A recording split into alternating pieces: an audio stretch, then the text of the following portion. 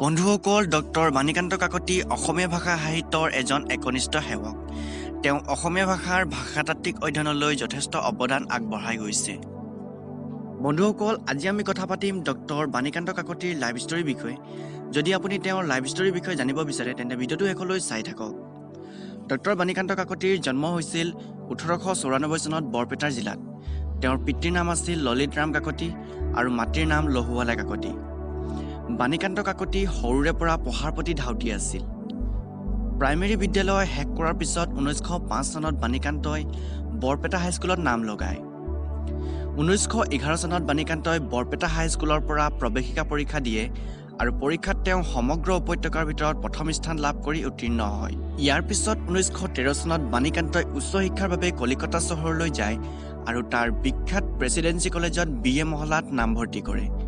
ইয়াৰ পিছত তেওঁ 1915 চনত কলিকতা বিশ্ববিদ্যালয়ৰ স্নাতকোত্তৰ মহলাত ইংৰাজী বিভাগত নাম লগায়। 1918 চনত ইংৰাজী অধ্যাপক হিচাপে কটন কলেজত যোগদান কৰে। 1947 চনত তেখেতে কলেজৰ অধ্যক্ষ হয় আৰু 1949 চনত তেখেতে অধ্যক্ষ পদৰ পৰা অৱসৰ গ্ৰহণ কৰে। আৰু ইয়াৰ পিছত তেওঁৰ জীৱনৰ বাকী সময়ছোৱা নৱজাত গুৱাহাটী বিশ্ববিদ্যালয়ৰ অসমীয়া বিভাগত অধ্যাপক হিচাপে সেৱা আগবঢ়ায়।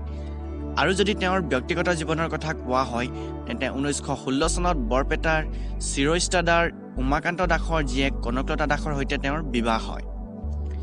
কলিকতা বিশ্ববিদ্যালয়ে বাণীকান্ত কাকতিক গৱেষণামূলক গ্ৰন্থ অসমীয়া ভাষা ইয়াৰ গঠন আৰু ক্ৰমবিকাশৰ বাবে তেওঁক PhD ডিগ্ৰী প্ৰদান কৰে।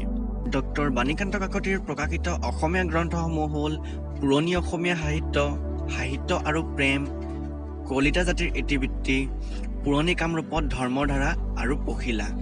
1952 চনৰ 15 নৱেম্বৰ তাৰিখে 58 বছৰ বয়সত ডক্টৰ বাণীকান্ত কাকতিৰ মৃত্যু হয়।